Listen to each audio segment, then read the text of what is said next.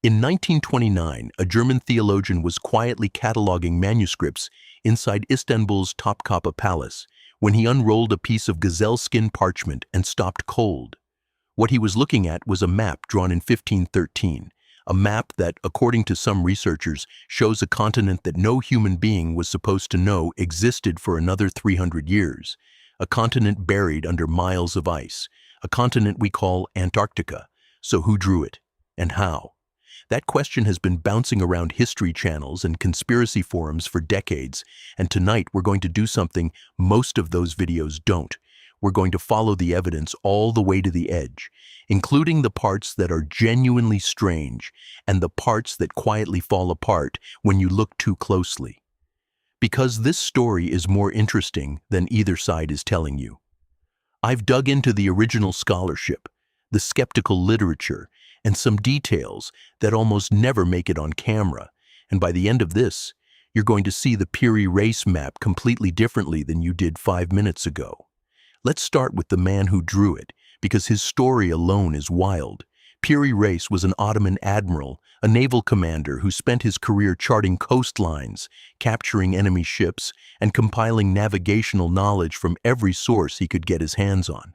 In 1513, he produced what became one of the most debated maps in history. Then, around 1553, at nearly 90 years old, he was publicly executed on the Sultan's orders, accused of abandoning a battle to protect his personal treasure. The map disappeared. It sat forgotten in a palace archive for nearly 400 years, until that theologian, Gustav Adolf Deissmann, found it by accident while the palace was being converted into a museum. The entire mystery we're about to unpack survived by pure chance. Now here's the first thing almost no video tells you, and it genuinely changes how you should think about all of this. The map everyone argues about, the one with the mysterious southern landmass, is a fragment. It's roughly a third of the original parchment.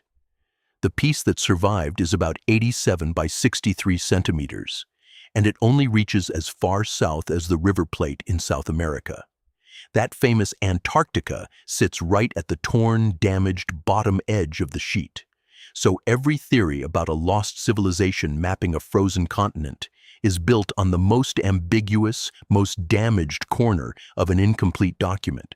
That's not nothing. That's actually enormous context that most people skip right past. But here's where it gets genuinely interesting, because Piri Reis wasn't hiding anything. He left notes, about 30 written inscriptions covering the surviving fragment, explaining in his own words exactly where his information came from. He compiled the map from roughly 20 source charts, 8 Ptolemaic maps, 4 Portuguese maps, an Arabic map of India, and at least one chart he attributed to Christopher Columbus. He even mentioned sources he believed dated back to the time of Alexander the Great. The man left a bibliography. He wasn't a mystery cartographer with secret knowledge. He was a meticulous compiler doing what we'd now call a data integration project, pulling together the best navigational intelligence of his era into a single document. And that Columbus detail is actually the most underrated part of this whole story. Columbus's original Atlantic charts are lost. Nobody has ever found them.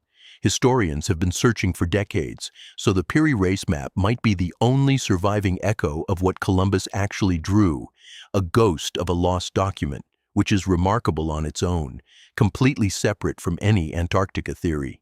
Even better, scholars believe one of Piri's living sources was a Spanish prisoner of war who had personally sailed on one of Columbus's voyages. Real forbidden knowledge, just not the supernatural kind. So where does the Antarctica idea come from? That goes back to a professor named Charles Hapgood, who in 1965 published a book called Maps of the Ancient Sea Kings. Hapgood looked at the southern landmass on the Piri Reis map and argued it was an accurate depiction of Antarctica's coastline, drawn before Antarctica was officially discovered in 1820 and drawn without ice, suggesting someone had surveyed it when the continent was still temperate. His theory was that Earth's entire crust had periodically slipped, shifting continents toward the poles and burying previously warm regions under ice. Now, the reason this theory got taken seriously, and this is the detail almost nobody includes, is Albert Einstein. Hapgood sent Einstein a letter outlining his crust displacement idea, and Einstein wrote back that it had electrified him. He even wrote the foreword to Hapgood's earlier book. That's not a small thing. When Einstein endorses your geological theory, people pay attention. But here's the twist. Einstein himself raised the objection that eventually quietly collapsed the whole mechanism. He pointed out that polar ice simply wouldn't be heavy enough to trigger the kind of crustal shift Hapgood was describing. Hapgood eventually conceded this in a later book. Einstein endorsed it, and then the physics underneath it quietly fell apart. But Hapgood had more than just the Piri Reis map. He actually leaned harder on two other maps, a 1531 world map by Oronteus Finaeus and a 1737 map by French geographer Philippe Buache. The Oronteus Finaeus map is the one that really excited him, because it shows a southern continent drawn in a heart-shaped projection, complete with mountain ranges, river systems, and drainage basins in places where modern maps show nothing but ice. Hapgood even brought it to MIT, where a researcher named Richard Strachan compared its coastlines to seismic surveys of Antarctica's sub-ice topography and reportedly found similarities. That sounds compelling, but here's the part that should make you pause. To make the Oronteus Finaeus map line up with real Antarctica, Hapgood had to physically manipulate it. He rotated the map about 20 degrees. He shifted the South Pole roughly 1,600 kilometers from where it was drawn, and the continent on that map is about 230% the size of actual Antarctica, so he had to rescale it too. The uncanny match only appears after you've rotated, shifted, and resized the source material. That's not a match. That's fitting a square peg into a round hole and calling it a perfect fit. And the Buache map, the third one in Hapgood's argument, has an even stranger detail. Philippe Buache drew Antarctica as two separate landmasses, with a navigable sea channel between them, which does actually resemble the subglacial bedrock structure confirmed by surveys in 1958. That's genuinely interesting. Except Buache's own notes make clear that his map was hypothetical. He drew it as conjecture, not observation. It was a philosophical exercise in what the southern continent might look like based on ocean current patterns. The best map in Hapgood's argument was admitted guesswork by its own maker. Now, alternative researchers love to cite a 1960 letter from a U.S. Air Force lieutenant colonel named Harold Ohlmeyer, who wrote to Hapgood saying the lower portion of the Piri Reis map reasonably matched seismic profiles of Queen Maud Land in Antarctica. The most quoted line, "We have no idea how the data on this map can be reconciled with the supposed state of geographical knowledge in 1513. Believers treat this as official military confirmation. It gets cited constantly, but here's what they almost never mention. Ohlmeyer was comparing the map to bedrock surveys of the land surface under the ice, not an ice-free coastline. And that comparison ignores post-glacial rebound, which is the geological process where land rises after the weight of ice is removed. So the bedrock shape under miles of ice is not the same as what an ice-free Antarctic coast would actually look like. It was a single courtesy letter from one officer, not an Air Force finding, and it was comparing the wrong things. And then there's the ice core data, which is probably the quietest killer of the whole theory. Ice cores from Antarctica show continuous glaciation going back over 10 million years. Not 6,000, not 12,000, 10 million. The continent has been frozen since long before any human civilization existed, let alone one capable of circumnavigating the globe and producing accurate nautical charts. So if the southern landmass isn't Antarctica, what is it? Critics point to something called the Argentina problem. The Piri Reis map is missing roughly 1,200 miles of South American coastline, the stretch from Brazil down to Tierra del Fuego. And the mysterious southern landmass bends eastward directly off the coast of Brazil, instead of sitting 2,500 miles south where Antarctica actually is. That's exactly what you'd expect if a map maker ran out of parchment space and crammed an unknown southern coast onto the edge of the sheet. The Antarctica might simply be South America's southern coastline, distorted and misplaced because Piri didn't have accurate information about how far south the continent extended. There's also the broader context of what maps meant in 1513. Mapmakers of that era routinely included mythical islands alongside real coastlines.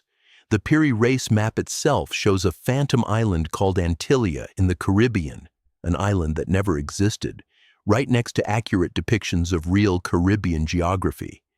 Many maps of the period embedded the Garden of Eden, the kingdom of Prester John, and a hypothetical southern landmass called Terra Australis Incognita, a continent that European and Ottoman thinkers believed must exist to balance the landmass in the north. It was a philosophical idea, not a surveyed coastline, and it showed up on maps for centuries before anyone actually went south to look. Here's the thing, though, and this is what even the skeptics quietly admit. The real mystery of the Piri Reis map has nothing to do with lost civilizations or ancient flight. It's about source charts. Piri Reis explicitly told us he was working from older documents, some of which were already centuries old in 1513. Those documents are gone. The Portuguese charts, the Arabic maps, the Columbus chart, most of them vanished. What we have is a fragment of a fragment, a copy of copies, and we're trying to reverse engineer what those lost originals showed. Even the most critical historians concede that our map record is incomplete and that there were charts, some of them shockingly good, that simply didn't survive. And that's the genuinely haunting part of this story. Not that someone mapped Antarctica 6,000 years ago, but that there was a whole world of navigational knowledge circulating in the 15th and 16th centuries that we've lost almost entirely, and the Piri Reis map is one of the only windows we have into it. A torn, damaged, incomplete window, but a window nonetheless. If this kind of deep dive into history's strangest mysteries is your thing, hit subscribe because we go down these rabbit holes regularly, and there's a lot more where this came from. Drop a comment below. I genuinely want to know where you land on this. Do you think the southern landmass is Antarctica, a misdrawn South America, or something else entirely? The comment section on this one is going to be interesting. What we know for certain is this. A 90-year-old Ottoman admiral was executed, and his life's work disappeared into a palace archive for 4 centuries. A fragment of it survived by accident. It contains echoes of maps that no longer exist, including possibly the only surviving trace of what Christopher Columbus actually drew. And at its torn, damaged edge sits a landmass that has been driving historians and researchers to opposite conclusions for nearly 100 years. The mystery isn't that someone mapped Antarctica before we did. The mystery is how much knowledge we've already lost, and what else might still be sitting in an archive somewhere, waiting for the right person to unroll it.